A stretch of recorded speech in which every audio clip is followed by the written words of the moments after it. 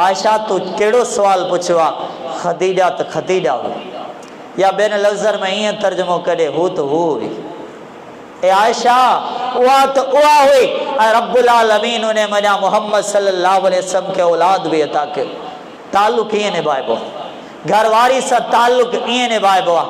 ॿी हदीस जा जुमला आहिनि। अम्मा आयशा रज़ी अल्लाह तआला अन्हा फरमाइनि थियूं, जॾहिं मूं इहो सवाल उथारियो खदीजा खे भला एॾो यादि छो कंदा आहियो, रहमतुल लिल आलमीन सल्लल्लाहु अलैहि वसल्लम जवाबु ॾिनो, पाण फरमाइनि था इन्नी रुज़िक़्तु हुब्बहा। आयशा तो कहिड़ो सवाल कयो आहे, मुंहिंजे रब खदीजा ॾी मूंखे मोहब्बत ॾेई छॾी।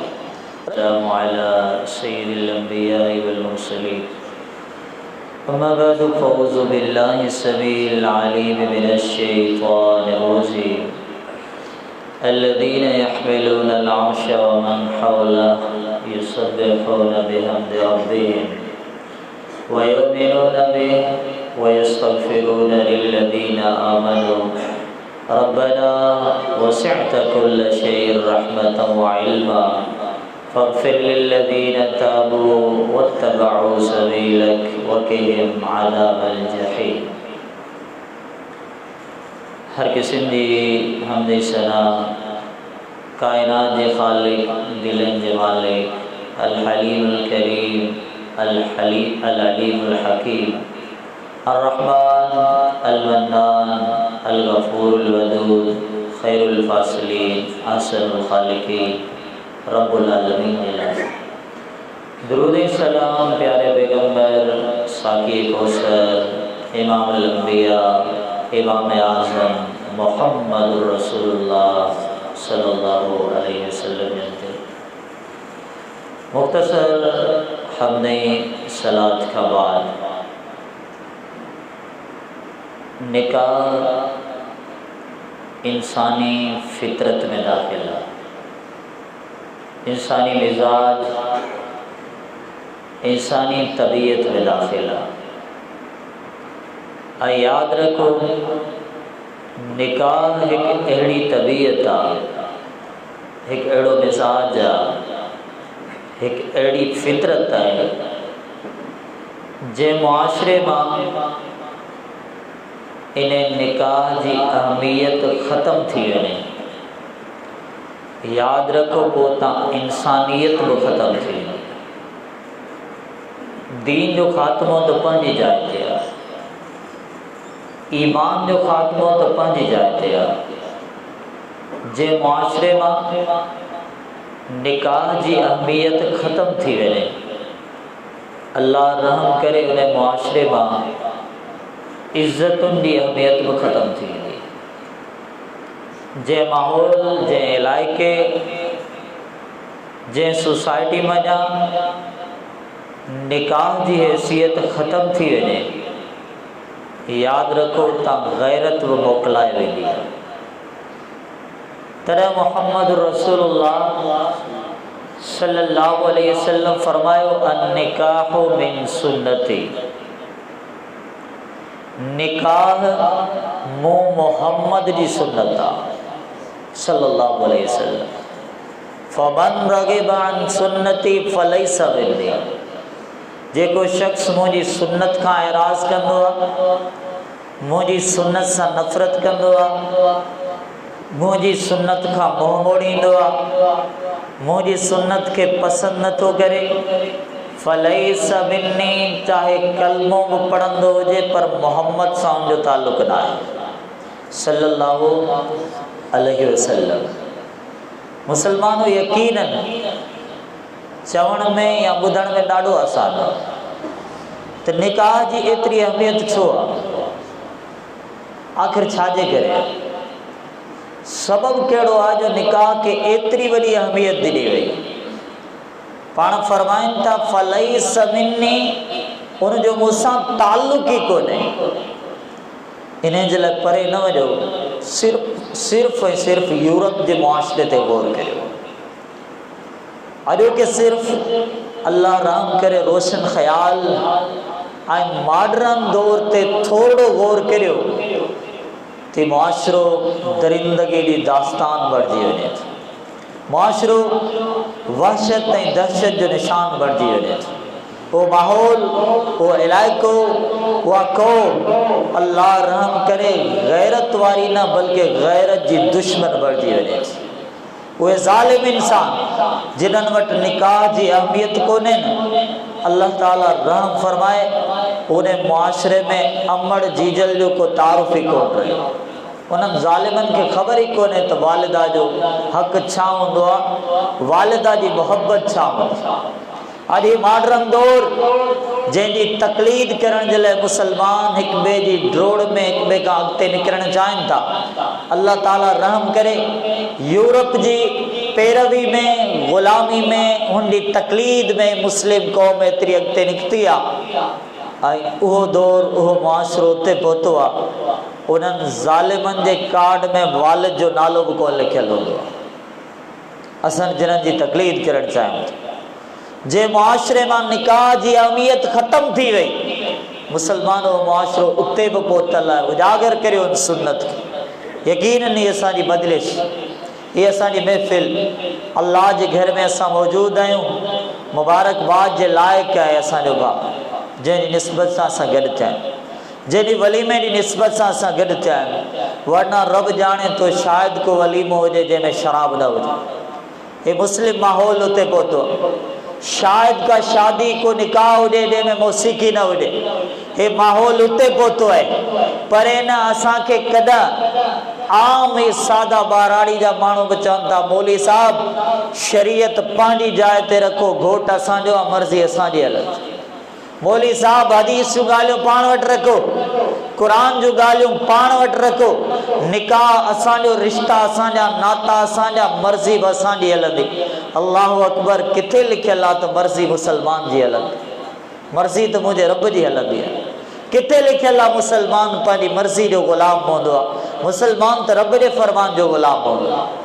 इहो किथे लिखियलु आहे त मुसलमान ख़्वाहिशनि जो ग़ुलाम हूंदो आहे, रस्म ऐं रिवाजनि जो ग़ुलाम हूंदो आहे? यकीनन मुसलमान त मुहम्मद जो ग़ुलाम हूंदो आहे सल्लल्लाहु अलैहि वसल्लम। जेकॾहिं तव्हांखे गैरनि जी ग़ुलामी पसंदि आहे त तव्हांजी मर्ज़ी आहे। यूरोप जा ग़ुलाम थियणु चाहियो था, तव्हांजी मर्ज़ी आहे। पंहिंजी कंहिं अलॻि तहज़ीब जा, रस्म ऐं रिवाज जा पैरोकार थियणु चाहियो था, तव्हांजी मर्ज़ी आहे। पर असांजो अक़ीदो ॿुधणु चाहियो था त असां अॼु बि मुहम्मद जा ग़ुलाम आहियूं सल्लल्लाहु अलैहि वसल्लम। इंशाअल्लाह अल्लाह जे चाहियो, रब जी ज़ात में उम्मीद आहे असांजूं नस्लूं बि मुहम्मद जो ग़ुलाम रहंदियूं सल्लल्लाहु अलैहि वसल्लम। असांजो मुआशिरो, असांजो माहौल, रब्बुल आलमीन जेतिरी असांखे ताक़त अता कई आहे, हे हिकु मिसाल न, असां लखे मिसाल ॾींदासीं त वलीमे में मुहम्मद जा फरमान बयान थिए सल्लल्लाहु अलैहि वसल्लम। हे सिर्फ़ हिकिड़ो मिसाल न, फासिक, फाजिर, रस्म ऐं रिवाज जे ग़ुलाम खे असां ॿुधाईंदासीं त मोहम्मद सल्लल्लाहु अलैहि वसल्लम जा पैरोकार अॼु बि मौजूद आहिनि। सुन्नत रसूल सल्लल्लाहु अलैहि वसल्लम जो नालो वठण वारा इंसान अॼु बि मौजूद आहिनि। मुसलमानो, हे निकाह खे आसान करियो, निकाह जे किरदार खे आसान करियो, मुंहिंजे पैगंबर सल्लल्लाहु अलैहि वसल्लम जे अदाउनि खे उजागर करियो, रहमतुल लिल आलमीन सल्लल्लाहु अलैहि वसल्लम जे सुन्नतुनि खे क़ौम में मुतारिफ़ करायो। यकीनन हर दिल में मोहम्मद जी मोहब्बत सल्लल्लाहु अलैहि वसल्लम। थोड़ो एहसास ॼाणण जी ज़रूरत है, इन ज़मीर के बेदार करण जी ज़रूरत है, इन सुतल ज़मीर के वरी ॿीहर सुजाग करण जी ज़रूरत है। मुसलमाननि खे ॿुधायो नबी अलैहिस्सलातु वस्सलाम जा वलीमा कीअं थिया, बयान करियो नबी अलैहिस्सलातु वस्सलाम जा ताल्लुक़ उम्महातुल मोमिनीन रिज़वानुल्लाहि अलैहिन्ना अजमाइन सां केॾा अज़ीम ताल्लुक़ हुया। पढ़ूं था उन सुन्नत खे, पढ़ूं था उन्हनि अदाउनि खे, पढ़ूं था उन्हनि अंदाज़नि खे, यकीन करियो दिल बाग़ ऐं बहार भरिजी वेंदो। अॼु असांजे घरनि में चैन कोन्हे, सुकून कोन्हे, इत्मीनान कोन्हे। अल्लाह माफ़ करे, लॻे ईअं थो मर्द जो वस हुजे न पंहिंजी घरवारी खे पिटणु शुरू करे, पर करे कोन थो सघे। असांजो माहौल अहिड़ो ठहियो, असां इन माहौल जे मुआशिरे ते पहुची विया आहियूं। ऐं जेकॾहिं औरत जो वस पुॼे त जीअं चाहे पंहिंजे मुड़ुस मां जान छॾाए, हीअ कैफ़ियत आख़िर थी कहिड़ी वई आहे? ये रिश्ता असां ॻंढिया हुआ त ता देर पूरी ज़िंदगी ये गॾु हूंदा, पर त इहे त हिक ॿिए खां जान छॾाइण जे लाइ दुआऊं घुरनि था। अल्लाह असांजे हाल ते रहम फरमाए, इहे जोड़ा ईअं कोन ठाहींदा जीअं असां ठाहिया आहिनि। ज़िंदगियूं गॾु ईअं कोन गुज़रंदियूं आहिनि जीअं असां गुज़ारणु चाहियूं था। अचो पोइ कीअं गुज़रंदियूं आहिनि। असांजी अमड़ सिखे अम्मा ख़दीजा खां रज़ी अल्लाह ताला, ऐं असांजो घोट सिखे मोहम्मद रसूलुल्लाह सल्लल्लाहु अलैहि वसल्लम खां त ज़िंदगी कीअं गुज़ारबी आहे, गॾु कीअं रहबो आहे, हिकु माहौल कीअं ठहंदो आहे, हिकु मुआशिरो कीअं तश्कील ॾिबो आहे, उन खां बाद ई नस्लूं कीअं परवान चढ़ंदियूं आहिनि, औलाद जी तरबियत कीअं कबी आहे, हिकु अहिड़ो घरु, हिकु अहिड़ो मुआशिरो, हिकु अहिड़ो माहौल कीअं ठाहिबो आहे जे माहौल जो हर फ़र्द जन्नत जो मुसाफ़िर हुजे, जे माहौल जो हर फ़र्द गैरतमंद ऐं गयूर मुसलमान हुजे, जे माहौल जो हर मर्द हर औरत इज़्ज़तुनि जा मुहाफ़िज़ बणिजी वञनि। केरु सिखे त मोहम्मद रसूलुल्लाह सल्लल्लाहु अलैहि वसल्लम का सिखे। सही बुखारी किताबुल वही बाबुन कैफ़ कान बदुल वही रहमतुल लिल आलमीन सल्लल्लाहु अलैहि वसल्लम कुरान जो पहिरियों आयतो बिस्मिल्लाहिर रहमानिर रहीम इक़रा बिस्मि रब्बिकल लज़ी खलक़ खलक़ल इंसान मिन अलक़। ये 5 आयतूं ॿुधी रहमतुल लिल आलमीन पंहिंजे घर में आया, जुमला कहिड़ा चयूं, पंहिंजे घर वारनि वटि बयानु कयूं, चयो या ख़दीजा इन्नी अख़ाफ़ु अला नफ़्सी, ए ख़दीजा मोहम्मद के डपा सल्लल्लाहु अलैहि वसल्लम किथे ईअं न थिए त मां जान खां हलियो वञा, मां दुनिया खे अलविदा करे वञा। उहा अमड़ तव्हांजी मुंहिंजी अम्मा केॾी अज़ीम हुई, मुंहिंजे नबी जी घरवारी जी सोच खे ॾिसो, फ़िक्र खे ॾिसो। अॼु हिकु ॾुख ॿुधाए त ॿियो ताना ॾे, हिकु पंहिंजो ॾुख ऐं ग़म बयानु करे त ॿियो ॿेड़ा ॾियणु शुरू करे। इहे घर साईं ताननि ऐं मेणनि सां कोन हलंदा आहिनि, इहे घर मोहबत सां हलंदा आहिनि, इहे घर हिकु ॿिए जा ॻोड़ा सम्झण सां हलंदा आहिनि, इहे घर हिकु ॿिए जी तसल्ली ॾियण सां बणजंदा आहिनि, इहे घर जेकॾहिं तश्कील ॾिबा हिकु ॿिए जे ग़म जी तर्जमानी करण सां बणजंदा आहिनि। ख़दीजा मूंखे ख़ौफ़ आहे, मूंखे डपु आहे, थी सघे थो नबी अलैहिस्सलातु वस्सलाम दुनिया खे अलविदा करे वञे। समझो था अम्मा केड़ा जवाब ॾिना हा, फरमाइनि थियूं कल्ला वल्लाहि ला युक्सिकल्लाहु अबदा, हरगिज़ न ईअं न चओ, अल्लाह जो कसम आहे रब तव्हांखे कॾहिं बि ज़ाया न कंदो। छाजे लाइ इन्नका ला तहमिलुल कल्ला, छाजे लाइ त के बेवस बि हूंदा आहिनि, के मजबूर बि हूंदा आहिनि, के लाचार बि हूंदा आहिनि, तव्हां उन्हनि जो बार पंहिंजे मथे ते खणंदा आहियो। ए मोहम्मद सल्लल्लाहु अलैहि वसल्लम लतसिलु रहमा, तव्हां सिला रहमी खे जोड़ण वारा आहियो, तव्हां रिश्तेदारी खे ॻंढण वारा आहियो, कटण वारा न आहियो। व तुकरि ज़ैफ़ा, ए नबी अलैहिस्सलातु वस्सलाम तव्हां मेहमान जी ख़िदमत करण वारा आहियो। व तुइनु अला नवाइबिल हक़, ए मोहम्मद सल्लल्लाहु अलैहि वसल्लम तव्हां हमेशा हक़ जा हामी आहियो, जेको रिश्तेदारी खे जोड़े, जेको मेहमान जी ख़िदमत करे, जेको मजबूर ऐं लाचार जे कमु अचे, जेॾी ज़िंदगी आहे हुजे उहो हमेशा हक़ जो हामी हुजे। ए मोहम्मद अल्लाह जो कसम आहे रब तव्हांखे कॾहिं ज़ाया कोन सल्लल्लाहु अलैहि वसल्लम। अम्मा ख़दीजा जा इहे जुमला 5 सिफ़तूं ॿुधी सबक़ मिलंदो आहे त घोट कहिड़ा हूंदा, दर्स मिलंदो आहे, नसीहत मिलंदी आहे। इन्नका लतसिलु रहम, सिले रहमी खे जुड़ण वारा आहियो। व तहमिलुल कल्ला, मजबूरनि जा बार खणण वारा आहियो। व तुकरि ज़ैफ़ा, तव्हां मेहमान जी ख़िदमत करण वारा आहियो। व तक्सिबुल मादूमा, को मिस्कीन, को गरीब, को यतीम, को मुसीबत में फाथल हुजे उन जे लाइ कमाई करे उन खे खाराइण वारा आहियो। व तुइनु अला नवाइबिल हक़, तव्हां हमेशा हक़ जा हामी आहियो। जंहिंमें 5 सिफ़तूं हुजनि अल्लाह उन जो हामी आहे, अल्लाह उन खे कॾहिं ज़ाया कोन कंदो, अल्लाह कॾहिं बि उन खे तन्हा कोन छॾींदो।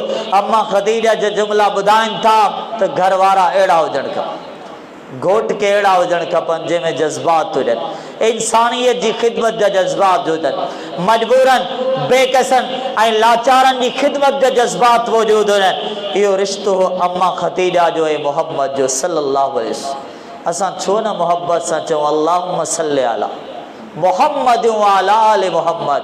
ए मोहम्मद, ए अल्लाह नबी अलैहिस्सलातु वस्सलाम ते बि रहमत नाज़िल फरमा, त नबी जी आल ते बि रहमत नाज़िल फरमा। साईं घर ईअं ठहंदा, मुआशिरो ईअं ठहंदो आहे, माहौल ईअं ठहंदो आहे। अम्मा ख़दीजतुल कुबरा रज़ी अल्लाहु ताला अन्हा, सही बुखारी जा जुमला, किताब मनाक़िबिल अंसार जा जुमला।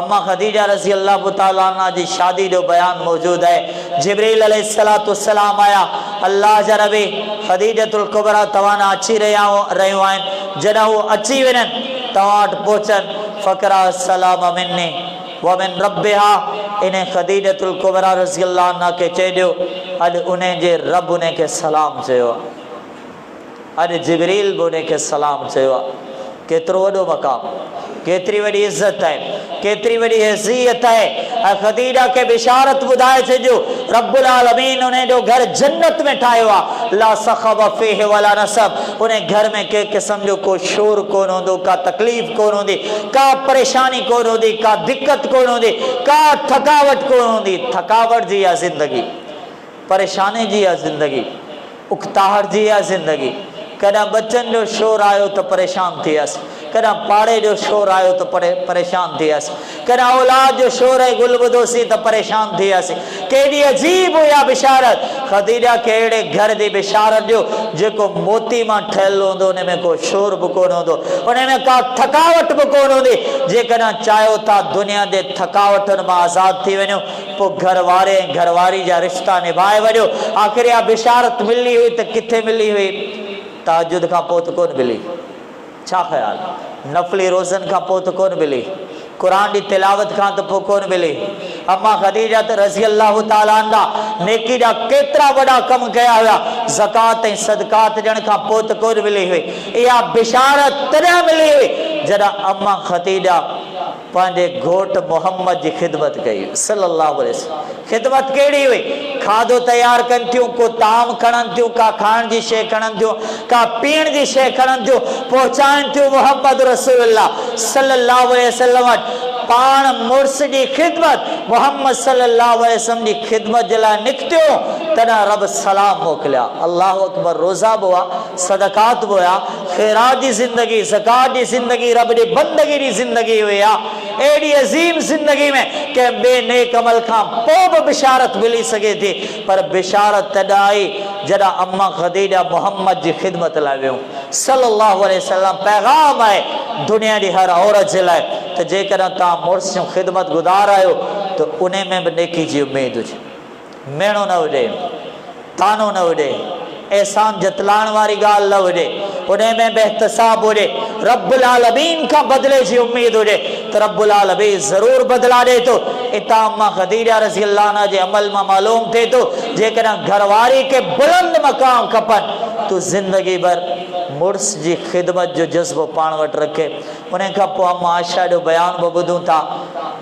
हिकु औरत जे दिलि में मुड़ुस जी मोहब्बत केॾी हुजे ऐं मुड़ुस जे दिलि में घरवारी जी मोहब्बत केॾी हुजे सही बुखारी जा जुमला आहिनि अम्मा आयशा रज़ी अल्लाह ताला अन्हा फरमाइनि जो मां ग़ैरतो अला अहदिन पूरी ज़िंदगी में कॾहिं बि कंहिंसां एतिरो ख़्यालु कोन आयो जंहिंसां मूं हसद जा अंदाज़ अपनाया हुजनि मां ग़ैरतो अला खदीजा लेकिन ॻाल्हि इहा आहे खदीजतुल कुबरा रज़ी अल्लाह ताला अन्हा ते वॾो रश्क थींदो सबब छा हुयो रसूलुल्लाह सल्लल्लाहु अलैहि वसल्लम का बकरी ज़िबा कंदा को जानवर ज़िबा कंदा हा फयुकत्तिउ आज़ाब उन्हें बकरी जा टुकड़ा टुकड़ा कंदा हा सुमा यबासुहा फी सदाए के खदीजा अक्सर ये थींदो हो मां पंहिंजे अखियुनि सां ॾिसंदी हुअसि रहमतुल लिल आलमीन सल्लल्लाहु अलैहि वसल्लम गोश्त जा टुकड़ा करे पाण चवंदा हुया त वञो खदीजा जे सहेलियुनि खे ॾेई अचो रिश्तेदार ॿिया बि आहे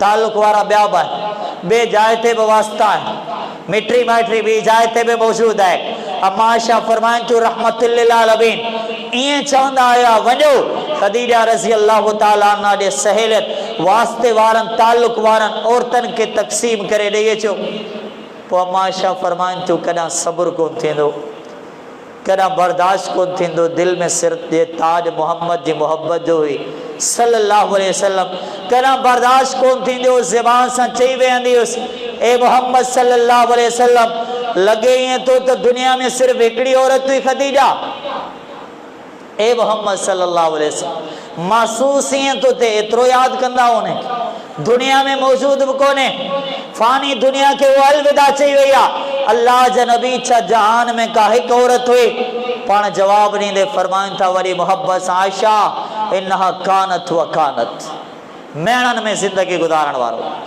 तानन में जिंदगी गुजारण वारो मेणा ॾेई पंहिंजे सुकून के बर्बाद करण वारो घर दौलत सां न मोहब्बत सां हलनि घर हिक ॿिए जे हुकूक जे अदायगी में हलंदा आहिनि। पाण फरमाइनि था आयशा इन्हा कानत व कानत, आयशा तूं कहिड़ो सुवाल पुछियो आहे, ख़दीजा त ख़दीजा हुई, या ॿियनि लफ़्ज़नि में ईअं तर्जुमो करे हू त हू हुई।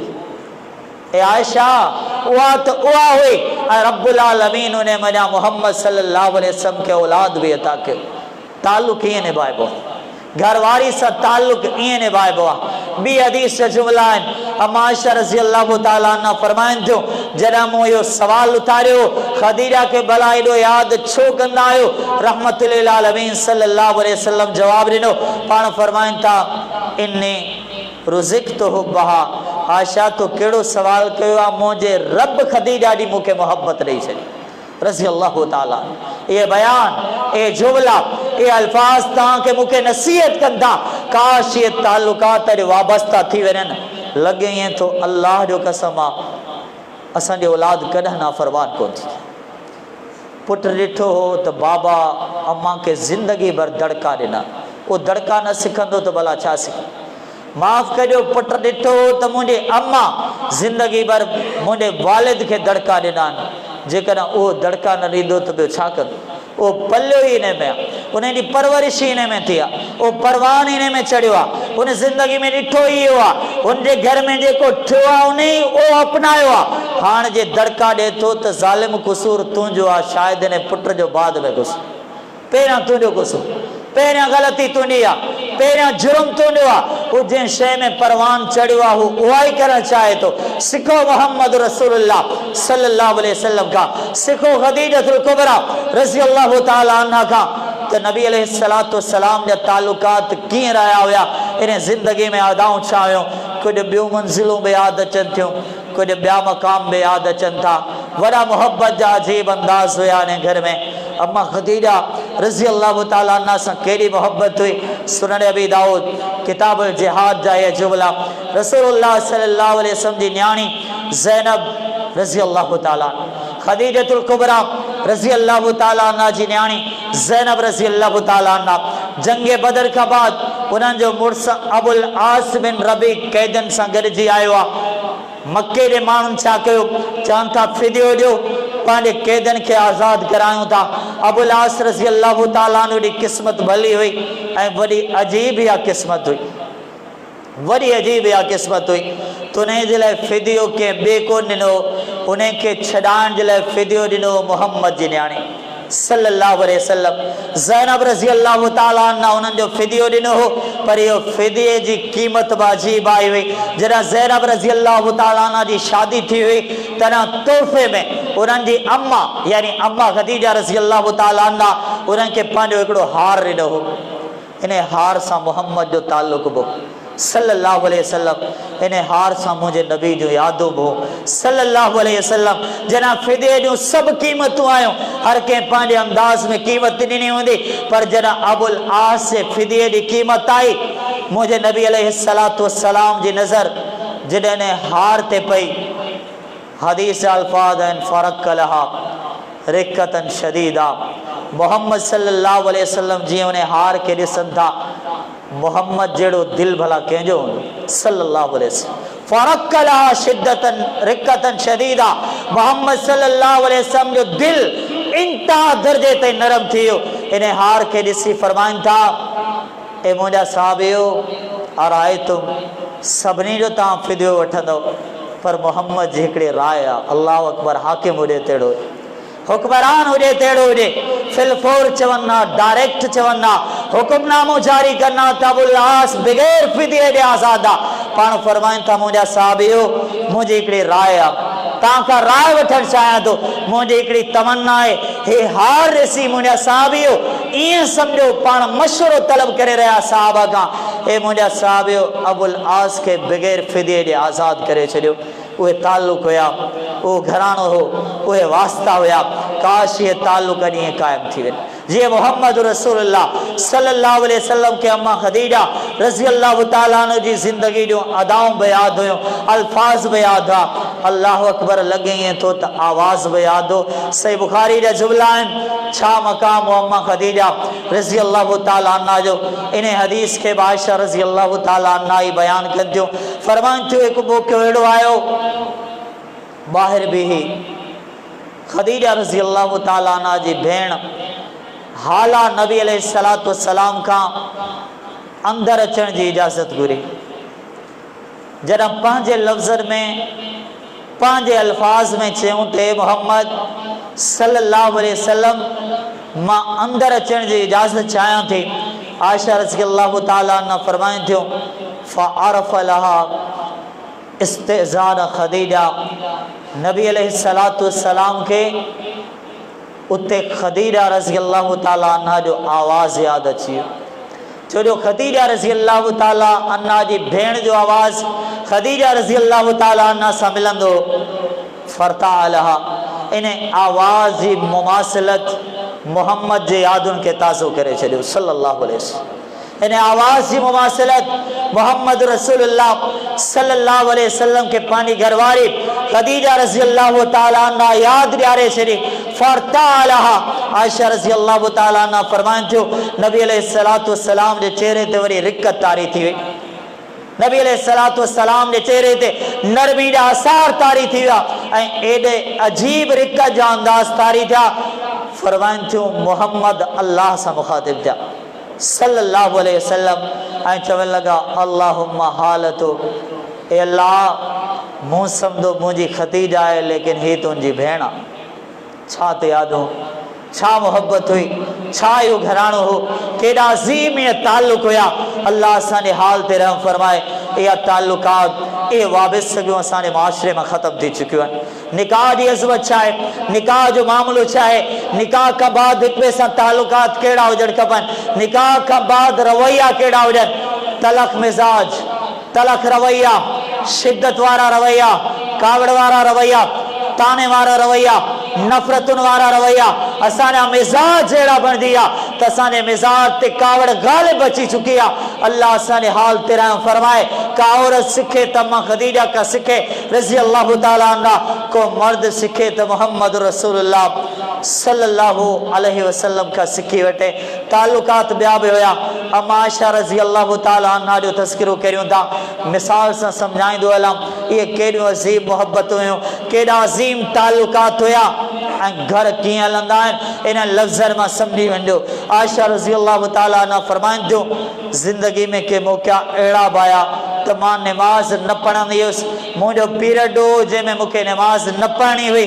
रहमतुल लिल आलमीन सल्लल्लाहु अलैहि वसल्लम मूंखे का पीअण जे लाइ शइ ॾींदा हुआ, मां पीअंदी हुयुसि, उहा मुंहिंजी ओभर मूंखां वठंदा ऐं पंहिंजा चप उते रखंदा जिते मूं रखिया। का शइ मां खाए बचाईंदी हुयसि, रसूलुल्लाह सल्लल्लाहु अलैहि वसल्लम मुंहिंजी ओभर वठंदा, पंहिंजा चप उते लॻाईंदा जिते मूं लॻाया हुया। मुसलमानो ही छा आहे, हे घर वारे ऐं घरवारी जो पाण में ताल्लुक़ आहे, हे उन्हनि जी पाण में वाबस्तगी आहे। घर ईअं हलंदा आहिनि, ताल्लुकात ईअं हुजणु खपनि, वाबस्तगियूं ईअं हुजणु खपनि। ऐं मुसलमानो पोइ रहमतुल लिल आलमीन सल्लल्लाहु अलैहि वसल्लम पंहिंजे घर के हलायो बि हो, पंहिंजे घर के ठाहियो बि हो, वॾे अजीब अंदाज़ सां तरबियत कई हुई। अम्मा आयशा रज़ी अल्लाह ताला अन्हा जे घर जो मंज़र, हुदरे जो मंज़र, के ॿी घरवारी को तोहफ़ो मोकिलियो। रहमतुल लिल आलमीन अम्मा आयशा जे हुदरे में मौजूदु आहिनि। अम्मा आयशा खे कावड़ आई, उन थां खे धक कयूं, ज़ाहिर आहे इंसान ना कावड़ ग़ालिब अची बि सघे थी, थां किरे थो ऐं टुटी पवे थो। रसूलुल्लाह सल्लल्लाहु अलैहि वसल्लम फरमाइनि था इहो टुटल थां आयशा जे घर में रखो रज़ी अल्लाह ताला अन्हा, ऐं इन जे बदिले में सही थां उन ताईं पहुचायो जे मूं जे लाइ तोहफ़ो मोकिलियो। पोइ पाण अॻिते फरमाइनि था गारत उम्मुकुम, मुंहिंजा उम्मतियो तव्हांजी अम्मा खे कावड़ अची वई। आयशा रज़ी अल्लाह ताला अन्हा खे मक़ाम बि यादि ॾियारियो, तानो कोन ॾिनो, भेणो कोन ॾिनो, यादि ॾियारियऊं त आयशा तव्हां उम्मत जी अम्मा आहियो रज़ी अल्लाह ताला अन्हा।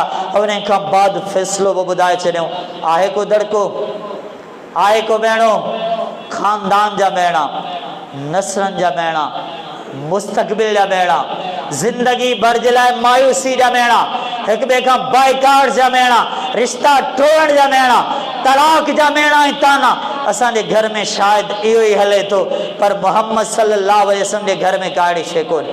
हम आयशा रज़ी अल्लाह तआला अन्हा जे अदाउनि मां सिखी वठो।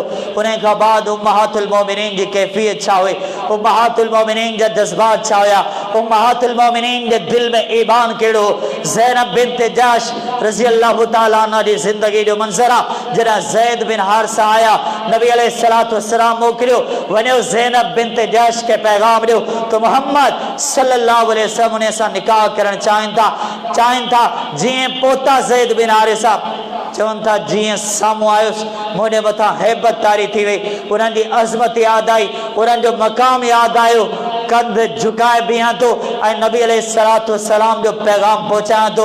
मां जीअं पैगाम ॾिनो, अल्लाहु अकबर, पैगाम त मोहम्मद जी तरफ़ां आयो हो सल्लल्लाहु अलैहि वसल्लम। उम्मतियो, मुंहिंजो माइरो ऐं भेनरो, हिन अम्मा जो जुमिलो यादि करियो, वॾो क़ीमती आहे, वॾो क़ीमती आहे, तव्हांखे ज़िंदगी भर जे लाइ कमु ईंदो। इहो पैगाम ॿुधी अम्मा ज़ैनब रज़ी अल्लाह तआला अन्हा जवाब में फरमायो, माना बेसानियतिन शैया हत्ता उवा मेरा रब्बी।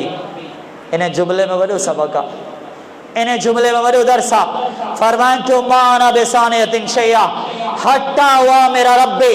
पैगाम त आयो आहे, बराबर पैगाम मोकिलियो आहे मोहम्मद सल्लल्लाहु अलैहि वसल्लम, लेकिन पैगाम खणी अचण वारा मुंहिंजो उसूल आहे। काश इहो उसूल असांजो ॿुधे, मुंहिंजो क़ाइदो आहे, मुंहिंजो कानून न आहे। एसी ताईं ज़िंदगी में को बि कमु न कंदी आहे जेसी ताईं अर्श जे रब सां मशवरो न कयो, जेसी ताईं रब्बुल आलमीन सां मशवरो न कयो। असां मशवरा कंदा आहियूं दुनिया सां, रिश्तेदारनि सां, माइटनि सां, दोस्त अहबाबनि सां असां मुशावरत करियूं था, पर फरमाइनि तूं जेसि ताईं अल्लाह सां मशवरो न करियां एसी ताईं मां जवाब कोन थी ॾेई सघां। घर जी मस्जिद में दाख़िल थियनि थियो, दुआ घुरण लॻनि थियूं, हदीस जा जुमिला आहिनि, फनज़ल क़ुरान, अल्लाह या दुआ एतिरो जल्द क़बूल कई त रब्बुल आलमीन जवाब में क़ुरान खे नाज़िल करे छॾियो। पोइ साॻियूं ज़ैनब बिन्त जहशूं वॾे फ़ख्र सां चवंदियूं, बराबर फ़ख्र जी ॻाल्हि बि आहे, वॾे फ़ख्र सां चवंदियूं नबी अलैहिस्सलातु वस्सलाम जो घर वारियूं, तव्हांजो निकाह त थियो आहे ज़मीन ते थियो आहे, ज़व्वजकुन्ना हालिकुन्ना, तव्हांजो निकाह तव्हांजे अहल, तव्हांजे रिश्तेदारनि, तव्हांजे माइटनि करायो आहे, लेकिन मुंहिंजो निकाह त मुंहिंजे रब करायो। ज़व्वजनी रब्बी मिन फ़ौक़ि सब'i समावातिन, रब्बुल आलमीन 7 आसमाननि खां मथे अर्श अज़ीम तां मुंहिंजो निकाह करायो आहे। उहा ज़ैनब रज़ी अल्लाह तआला अन्हा, आख़िर कात ॻाल्हि हुई, आख़िर कात ॻाल्हि हुई, आख़िर को त सबबु हो। रब्बुल आलमीन निकाह जो कीअं बंदोबस्तु कयो, रब्बुल आलमीन निकाह जो पैगाम कीअं ॾिनो, रब्बुल आलमीन इन्हनि जे लाइ सूरह अहज़ाब जो आयतूं आख़िर नाज़िल कयूं। जिते ॿिया जवाब हूंदा उते हिकिड़ो जवाब इन अम्मा जो जुमिलो बि आहे, माना बिसानियतिन शैया हत्ता वा मेरा रब्बी, एसी ताईं मां को बि कमु नथी करियां जेसी ताईं मां पंहिंजे रब सां मशवरो न करियां। हिते पैगाम आहे मुंहिंजे उन्हनि भाइरनि लाइ, हिते पैगाम आहे मुंहिंजे उन्हनि भेनरनि लाइ जिन्हनि जा रिश्ता अञा तय कोन थिया। कंहिंसां बि मशवरो न करियो, सभ खां पहिरियां अल्लाह सां मशवरो कयो। दोस्त अहबाब बाद में, रिश्तेदार बाद में, माइट बाद में, वालिदैन बाद में, बराबर वालिदैन सां मुशावरत ज़रूरी आहे, दोस्त अहबाब सां मुशावरत ज़रूरी आहे, माइटनि सां मुशावरत ज़रूरी आहे। लेकिन यादि रखो अल्लाह जो कसम आहे, जेकॾहिं रब सां सचा आहियो, अल्लाह जी मोहब्बत दिलि में मौजूदु आहे, सचा पक्का मुवहिद आहियो, तौहीद ते बयान ॿुधी चुका आहियो, अल्लाह जी मोहब्बत व तौहीद जो अज़ीम हिस्सो आहे। इब्न क़य्यिम रहमहुल्लाह फरमाइनि था, दुनिया में जेको बि शिरक है उन जो सबब अल्लाह जी मोहब्बत में कमी आहे। जिते बि अल्लाह जी मोहब्बत में कमी आई आहे तॾहिं त शिरक थियो आहे। शायदि क़बर वारे जी मोहब्बत एतिरी थी वई जेतिरी अल्लाह सां थियणु खपे आहे, तॾहिं त शिरक जो आगाज़ थी वञे थो। जेकॾहिं अल्लाह सां मोहब्बत आहे, इंसान सभ खां पहिरियां मशवरो कंहिंसां कंदो, जंहिंसां मोहब्बत हुजे। वल्लज़ीना आमनू अशद्दु हुब्बन लिल्लाह, अहले ईमान त सभ खां वधीक अल्लाह सां मोहब्बत कनि था। अचो बरकातो नमाज़ पढ़ो, पंहिंजे रब सां मशवरो करियो। अल्लाहुम्मा इन्नी अस्तग़ीरुका बिइल्मिक व अस्तक़दिरुका बिक़ुदरतिक व असअलुका मिन फ़ज़लिका अल्लज़ी फ़इन्नका तक़दिर व ला अक़दिर व तअलम व ला अअलम। अल्लाहुम्मा इन कुन्ता तअलम अन हाज़ल अमरा खैरुल ले, जेको शादी रिश्ते जे लाइ करे वो ईअं चई सघे तो अन हाज़ा ज़िवाज खैरुल ले फी दीने व माशे व आक़िबत अमरे फ़क़दुर होले व यस्सिर होले सुम्मा बारिक ले फे व इन कुंत तालबो अन हाज़ल अमरा, हिते चवण खपे अन हाज़ा ज़िवाज खैरुल ले फी दीने व माशे। अल्लाह जेकर तू जानी तो पर जेकर इन में खैर कोने, इन में भलाई कोने, हाणे इन में शर है। इन कुंत तालम अन हाज़ा ज़िवाज शर्रुल ले फी दीने व माशे व आक़िबत अमरे फ़स्रिफ़ अन्नी वस्रिफ़नी अन्हु वक़्दुर लियल खैर है सुकान सुमरज़नी बे। ॾाढी प्यारी दुआ है, ॾाढी प्यारी दुआ है, इंतहाई बेहतरीन दुआ है। अल्लाह तू जानी थी, मां नथो जाना। अल्लाह तू कुदरत रखे तो, मां कुदरत नथो रख। अल्लाह तूने वस में आ, अल्लाह मुझे वस में ना है। केतरा मुझा भाई रिश्तन के मसले में परेशान, केतरियों भेनरों परेशान है। अल्लाह असांजे हाल ते रहम फरमाए। कई खानदान, कई बेवा औरतों परेशान है, कई उम्र रसीदा औरतों को परेशान। वालिदैन मुखे माफ़ कजो, इन मामले में वालिदैन बड़ा ज़ालिम है। बुढ़ड़ियों थी औरत, वार अच्छा थिया, बगैर निकाह जे गुजरंदी रही है जिंदगी। यह तवील जिंदगी, इंतहाई तवील जिंदगी, मुशक्क़तन से भरल जिंदगी, परेशानियों से भरल जिंदगी। समझाण जे लाइ हिकु वाक़ियो ॿुधाइण चाहियां थो, समझाण जे लाइ नसीहत जे लाइ हिकु वाक़ियो बयान करणु चाहियां थो। हिकु औरत जेका बगैर निकाह सॾण खां बाद एक जुमला चए थी, वॾो सबक़ आहे उन वालिदैन जे लाइ जे पंहिंजे बच्चन के, पंहिंजे रिश्तेदारनि के, पंहिंजे माइटनि के, पंहिंजे न्याणनि के नऊज़ बिल्लाह निकाह जे हक़ खां महरूम रखियो हुजे। उहा औरत चए थी, बाबा अल्लाह तोखे जन्नत खां ईअं महरूम करे जीअं तो मूंखे निकाह खां महरूम कयो आहे। जुल्म जी दास्तान न हिते। अल्लाह रब्बुल आलमीन जे पैगंबर सल्लल्लाहु अलैहि वसल्लम के लिए अजीम दुआ सिखारी है। मशवरो करे पंहिंजे रब सां, सलातुल इस्तिखारा पढ़ो, सिखियल नायो सिखी वठो, सबक हासिल करे वठो, इल्म पिराए वठो, नसीहतूं हासिल करे वठो। इन दुआ में वॾो सबक मौजूद है। मशवरो करियो सब खां पहिरियां पंहिंजे रब सां। ज़ैनब रज़ी अल्लाह ताला अन्हा इन अम्मा जे इन जुमले में माना बेसानियतिन शैया हट्टा हुआ मेरा रब्बे, इन जुमले में तव्हां लाइ मुंहिंजे लाइ पैगाम है। सब खां पहिरियां मशवरो करियो रब्बुल आलमीन सां।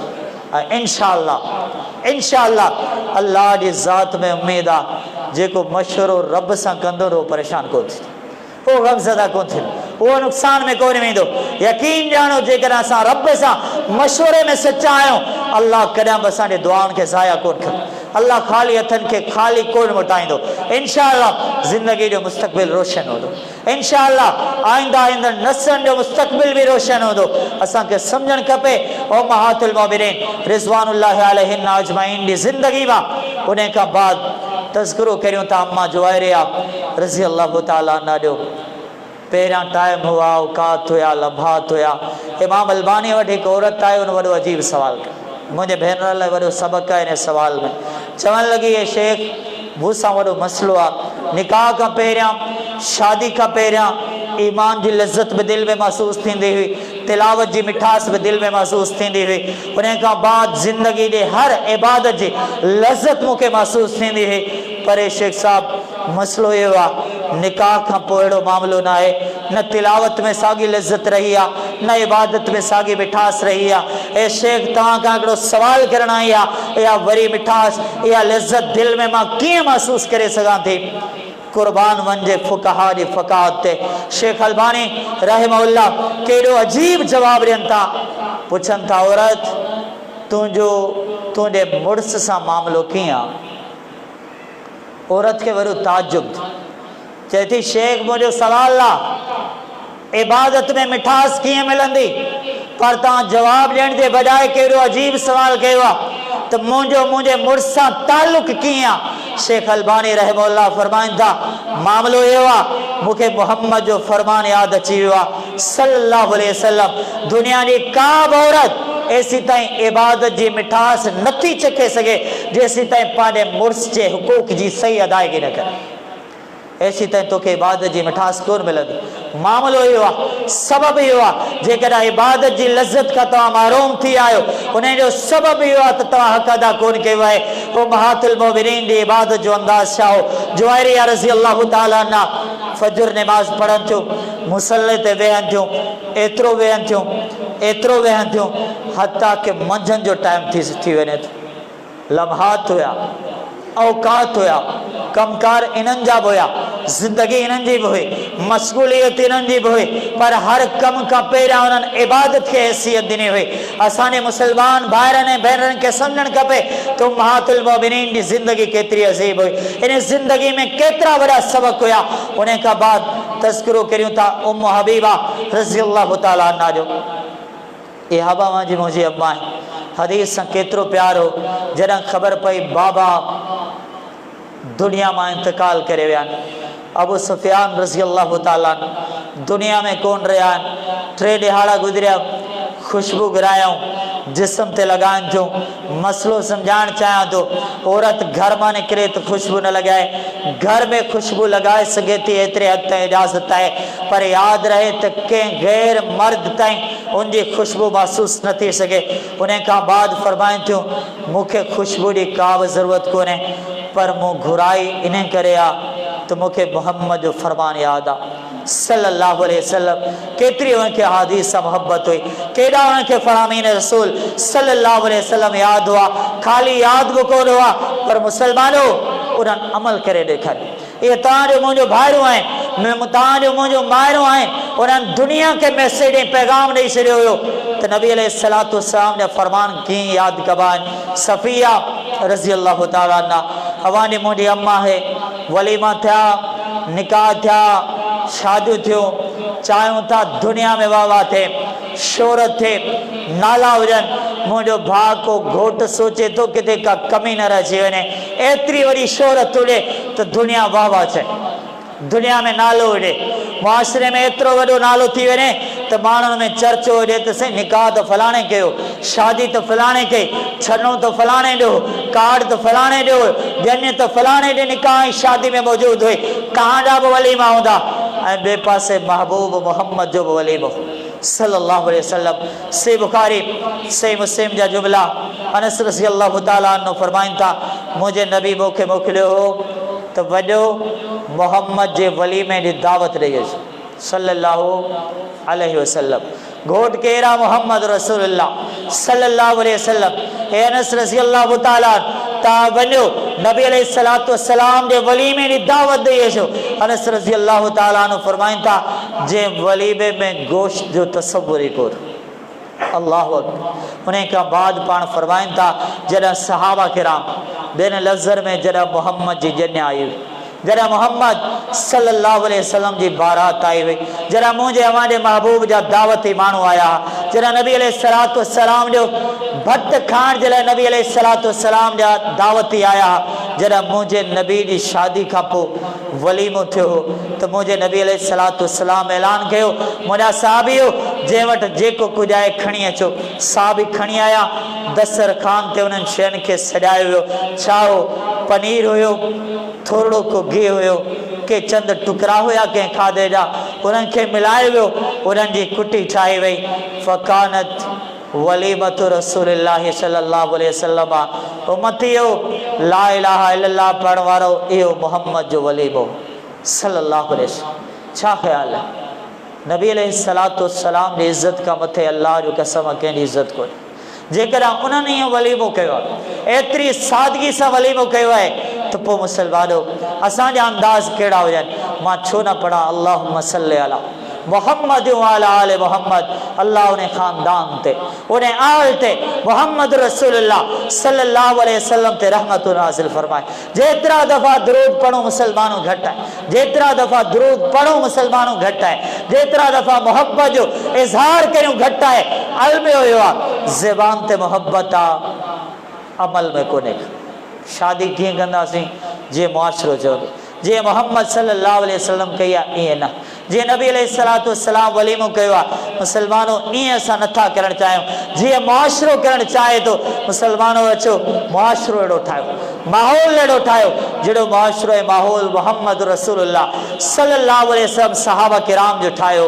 उन खां बाद ॻाल्हियूं घणियूं आहिनि, मुख़्तसर कंदे आख़िरी ॻाल्हि करणु चाहियां थो। असां में जेकॾहिं नाराज़गियूं थी वञनि, जेकॾहिं तलख़ियूं थी वञनि, जेकॾहिं कैफ़ियत थी आहे, जेकॾहिं हालत थी आहे, घर में का नाराज़गी थी वञे त पोइ छा करणु खपे? रसूलुल्लाह सल्लल्लाहु अलैहि वसल्लम फरमाइनि था, अला उख़बिरुकुम बिनिसाइकुम फिल जन्नह, छा मां तव्हांखे जन्नती घर वारनि जो तज़किरो न ॿुधायां? सहाबा किराम फरमायो अल्लाह जा नबी हा। पाण फरमाइनि था कुल्लु वदूदिन वलूदिन, उन पहिरीं सिफ़त इहा आहे उहो पंहिंजे मुड़ुस सां बेइंतहा मुहबत कंदी आहे। यादि रखो, घर मोहब्बत सां हलंदो आहे, दौलत सां न, पैसे सां न, मुलाज़मत सां न, शोहरत सां न। पाण फरमाइनि था हर उहा औरत जंहिंजे दिलि में मुड़ुस लाइ मोहब्बत हुजे, वलूदे उहा ॿारनि खे जनमु ॾियण वारी हुजे, इदा ग़ज़िबत औ उसिया इलैहा औ ग़ज़िब ज़ौजुहा, जेकॾहिं नाराज़ थिए या उनखे तकलीफ़ पहुचाई वञे या उनजो मुड़ुस उन खां नाराज़ थी वञे त पोइ छा कंदी आहे? अल्लाह माफ़ करे, नाराज़ न थी ॾियो।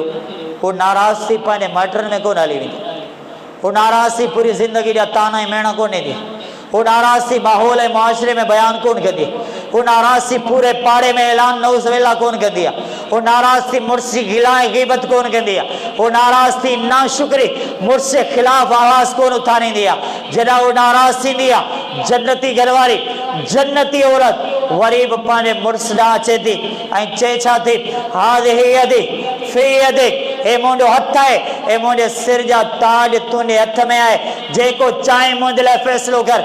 ला तहिलु बिग़ुम्ज़िन हत्ता तरज़ा, ए मुंहिंजा मुड़ुस एसी ताईं मां आराम ऐं सुकून सां निंड कोन कंदुसि, हत्ता तरज़ा जेसी ताईं तूं मूंसां राज़ी नथो थी वञे।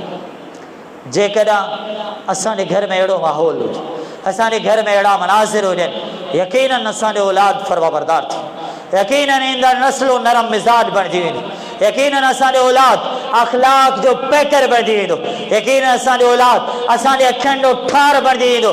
सख़्तियूं न हुजनि, तलख़ियूं न हुजनि, नाराज़गियूं न हुजनि। आख़िर एॾो वॾो जुर्म छो आहे?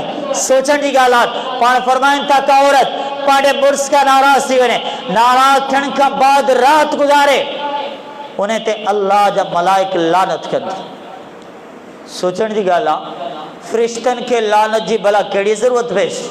सोचण जी ॻाल्हि आहे, एतिरो वॾो जुर्म आख़िर छो थी वियो? छाजे करे? असांजे मुआशिरे माहौल में तमामूली आहे। यादि रखो, जॾहिं तलख़ियूं ऐं नाराज़गियूं अचनि थियूं त ज़ौजैन ज़ाल ऐं मुड़ुस जे विच में नफ़रतूं अचनि थियूं, ऐं जॾहिं ॿिन्ही मां मोहब्बत ख़तमु थी वञे पोइ यादि रखो, ख़ाली मोहब्बत ख़तमु कोन थींदी आहे, पोइ अमानत बि ख़तमु थींदी आहे, पोइ ख़यानत थींदी आहे। पोइ इन्हनि ॿिन्ही जे विच मां ख़ाली मोहब्बत ख़तमु कोन थींदी आहे, माफ़ कजो, पोइ तक़वा बि ख़तमु थी वेंदी आहे। पोइ ॿिन्ही जे विच मां ख़ाली मोहब्बत ख़तमु कोन थींदी आहे, पोइ नाजाइज़ रवाबित बि क़ाइमु थींदा, पोइ नाजाइज़ ताल्लुक़ बि क़ाइमु थींदा, नाजाइज़ वास्ता बि क़ाइमु थींदा आहे। अल्लाह ताला असांजे हाल ते रहम फरमाए, अल्लाह ताला असांजे मुआशिरे ते रहम फरमाए। इहे मसाइल पैदा इन करे थियनि था जॾहिं ज़ाल ऐं मुड़ुस जे विच में अदम तवज्जो हुजे ऐं मोहब्बत जो ख़ात्मो थी वञे। तंहिंजे करे मुहम्मद रसूलुल्लाह सल्लल्लाहु अलैहि वसल्लम इन में का बि आर महसूसु कोन कंदा। अल्लाह जा नबी ॿुधायो मोहब्बत कंहिंसां आहे? पाण फरमाइनि था आयशा रज़ी अल्लाह कार महसूस कोन्हे, को तानो कोन्हे, कंहिं क़िस्म जी का शर्मिंदगी पाण महसूस नथा कर, बल्कि बरमला ऐलानिया इज़हार कनि था, मूंखे पंहिंजी घरवारी आयशा सां मोहब्बत आहे रज़ी अल्लाह ताला। मर्दनि में कंहिंसां आहे? पाण फरमाइनि था अबूहा, वरी बि आयशा सां ताल्लुक़ साबित थिए थो, उनजे वालिद अबू बकर सां मूंखे मोहब्बत आहे। रब्बुल आलमीन जॾहिं ज़ाल ऐं मुड़ुस जे रिश्ते खे वाज़े कयो आहे, तफ़सीर में वॾा नुक़्ता मौजूद आहिनि, काश के समझ में अचे। रब्बुल आलमीन फरमाए तो वजअला बैनकुम मवद्दतन व रहमा, ज़ौजैन जो रिश्तो, ज़ाल ऐं मुड़ुस जो रिश्तो रब्बुल आलमीन बयान कीअं कयो? अल्लाह ॿियो को बि ताल्लुक़ कोन ॿुधायो आहे। रब्बुल आलमीन फरमाए तो मूं पाण ज़ाल ऐं मुड़ुस ॿिन्ही जे विच में मोहब्बत खे रखियो आहे। पर जेकॾहिं इहा मोहब्बत ख़तमु थिए त फितरत ख़तमु थी, जेकॾहिं मोहब्बत ख़तम थी वई त मूं शुरू में इंसानी फितरत जी ॻाल्हि कई वई, उन जो ख़ात्मो थी वञे थो। अल्लाह असांजे हाल ते रहम फरमाए। गिलाऊं बि हिते, गीबतूं बि हिते, मेणा बि हिते, ताना बि हिते। ख़ुदा न ख़ास्ता को ॿार न शरारती थी वियो, पोइ वालिदा उन जी अम्मा पंहिंजे मुड़ुस खे ताना ॾिए थी, तुंहिंजे ख़ानदान ते वियो।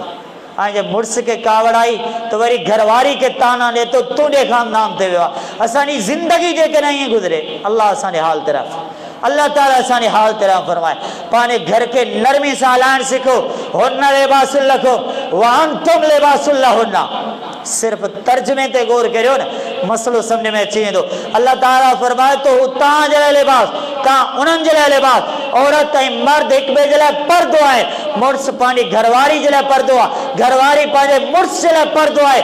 माना हिक ॿिए जी गिला कोन था कनि, हिक ॿिए सां ख़यानत कोन था कनि, हिक ॿिए सां ग़लति बयानी कोन था कनि, हिक ॿिए सां खामखा बग़ैर ज़रूरत जे कूड़ कोन था ॻाल्हाइनि। अगरि चा मोहब्बत खे उस्तवार करणो हुजे, अल्लाह इन मक़ाम ते कूड़ खे जाइज़ बि करार ॾिनो आहे। केॾी अजीब ॻाल्हि आहे, कूड़ किथे जाइज़ कोन्हे, पर ज़ाल ऐं मुड़ुस जे विच में मोहब्बत खे क़ाइमु कयो आहे त इते वरी बि रब्बुल आलमीन जी तरफ़ां इन खे जाइज़ करार ॾिनो वियो आहे। मुसलमानों इन मामलात खे सम्झो, इन मामलात खे सम्झो ऐं संजीदगी सां सम्झो, संजीदगी सां सम्झण जी कोशिशि करियो। वत्तकुल्लाह अल्लज़ी तसालून बिही वल अर्हाम। अल्लाह ताला फरमाए तो रिश्तेदारी जे मामले में पंहिंजे रब खां डिॼी वञो। लिहाज़ा अचो असांजो घर अहिड़ो हुजे, असांजो माहौल अहिड़ो हुजे, असांजी ज़िंदगी ईअं गुज़रे, तलख़ियूं न हुजनि, शिदतूं न हुजनि, नफ़रतूं न हुजनि, ग़लति बयानियूं न हुजनि, हिक ॿिए जूं गिलाऊं ऐं ग़ीबतूं न हुजनि। जेकॾहिं सम्झणो आहे मां ख़दीजा खां, मां पंहिंजी गुफ़्तगू जो ख़ुलासो बयानु करियां। नंबर 1, घरवारी पंहिंजे मुड़ुस खे दिलासा ऐं तसल्ली ॾे, जीअं अम्मा ख़दीजा मोहम्मद सल्लल्लाहु अलैहि वसल्लम खे दिलासा ॾिना। जेकॾहिं ज़रूरत पवे त मोहम्मद रसूलुल्लाह सल्लल्लाहु अलैहि वसल्लम जी ताल्लुक़ खे ईअं उस्तवार करे जीअं अम्मा ख़दीजा जूं अदाऊं मोहम्मद सल्लल्लाहु अलैहि वसल्लम खे ख़दीजा रज़ी अल्लाह ताला अन्हा जे दुनिया मां वञण खां पोइ बि यादि हूं, आवाज़ भी याद हुई, तोहफ़ा ऐं तहाइफ भी याद हुआ। उन खां बाद ख़िदमतूं एतिरियूं हुजनि, घरवारी जूं ख़िदमतूं ऐं घरवारे जूं ख़िदमतूं एतिरियूं हुजनि त जिब्रील अलैहिस्सलातु वस्सलाम इन ख़िदमतुनि खां पोइ सलाम मोकिलिया विया। शिकवा शिकायतूं न हुजणु खपनि। जीअं मोहम्मद रसूलुल्लाह सल्लल्लाहु अलैहि वसल्लम अम्मा आयशा रज़ी अल्लाह ताला अन्हा खे पंहिंजी हैसियत पंहिंजो मक़ाम यादि ॾियारे हिकु अज़ीम नसीहत कई हुई। उन खां बाद शादी खां बाद निकाह खां बाद इज्तिमाई तौर ते मुतफ़िक़ा तौर ते असांजा इबादात जा औक़ात हुजनि, नमाज़ जा औक़ात हुजनि, तिलावत जा औक़ात हुजनि, नफ़िल इबादत जो इंतज़ाम हुजे।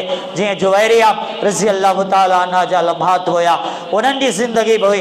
ऐं उन खां पोइ वलीमो सादगी सां थिए, सादगी जे तमामनि सां थिए। रहमतुल्लिल आलमीन पुछियो अब्दुर्रहमान शादी कई अथई छा? अब्दुर्रहमान फरमाइनि था हा शादी आहे, वलीमो अञा त कोन थियो आहे, पर मोहम्मद खे दावत कोन्हे सल्लल्लाहु अलैहि वसल्लम। ख़ुदा न ख़ास्ता असांखे केरु दावत न ॾिए, असां छा चवंदा आहियूं, घणो भत खाई वञा हा छा? इन में पाण खे हक़ीर सम्झण जी कोशिशि करियूं था। लेकिन रहमतुल्लिल आलमीन को मेणो कोन ॾिनो, बल्कि हिकिड़ो अज़ीम पैगाम ॾिनो। उन खां बाद शादी थिए ऐं वलीमो थिए त सादगी सां थिए। जीअं सफ़िया रज़ी अल्लाह ताला अन्हा जो वलीमो थियो। घर जेकॾहिं हले ईअं हले, नाराज़गियूं थी बि वञनि त 4 दीवारी जे अंदरि हुजनि, ॿाहिरि नाराज़गियूं न निकिरणु खपनि। हिक ॿिए सां सुलह जी फिज़ा वरी बि क़ाइमु थी वञे। दुआ आहे जेकॾहिं इहे उसूल ऐं ज़वाबित अपनाईंदासीं, इनशा अल्लाह असांजो को हासिद असां खां सुकून कोन खसे सघंदो, को पाड़े वारो असांखे पाण में विढ़ाए कोन सघंदो, को हासिद असांजूं गिलाऊं ऐं ग़ीबतूं करे असांजे विच में नफ़रतूं क़ाइमु कोन करे सघंदो, को बि हासिद असांजे विच में तलाक जो बाहिस कोन थींदो। ऐं हिकु ॿियो बि जुमिलो चवां, को तावीज़ करण वारो ज़ालिम ईमान ऐं तौहीद जो दुश्मन बि असांखे तलाक ताईं कॾहिं बि कोन पहुचाए सघंदो। दुआ आहे अल्लाह रब्बुल आलमीन अव्हांखे मूंखे तमामु मुसलमाननि खे अमल जी तौफ़ीक़ अता फ़रमाए। असांजा घर, असांजो माहौल, असांजो मुआशिरो अहिड़ो हुजे जेके उम्महातुल मोमिनीन जा अंदाज़ मूं बयानु कया आहिनि। अल्लाह अमल जी तौफ़ीक़ अता फ़रमाए। ॻाल्हियूं घणियूं हुयूं, वक़्तु पंहिंजे इख़्तिताम ते पहुची चुको आहे। अल्लाह रब्बुल आलमीन असांजे उन भाउ खे जंहिंजे वलीमे जी निस्बत सां असां गॾु थिया आहियूं, अल्लाह उनखे ज़िंदगी में बरकतूं अता फ़रमाए। अल्लाह रब्बुल आलमीन उन जूं तमामु नेक ऐं दिली तमन्नाऊं पूरे फरमाए। आमीन व आखिर दवाना अनिल हम्दुलिल्लाहि रब्बिल आलमीन।